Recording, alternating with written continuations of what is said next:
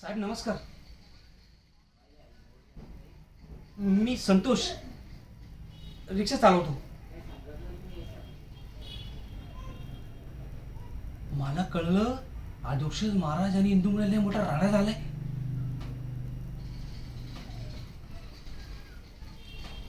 नुसतं बघितलं नाही साहेब. मीच तर त्यांना तालुक्याच्या गावाला सोडून आलोय.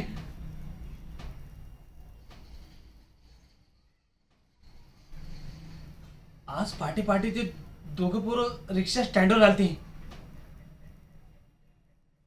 या दत्तोबाची पोरगी आहे ना करिश्मा, तालुक्याच्या हॉस्टेलवर, तिथं सोडलं मी दोघांना. अहो काय बोलता साहेब तुम्ही? जबरदस्तीने नेलं हो साहेब.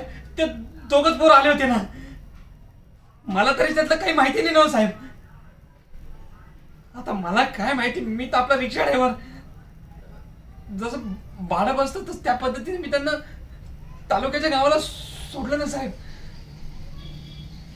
मला याच्यातलं काहीच नाही माहिती ना साहेब.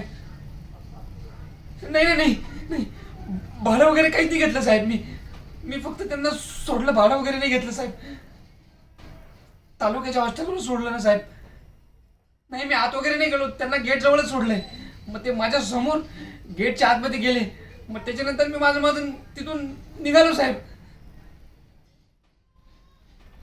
हो साहेब, धन्यवाद साहेब, येतो.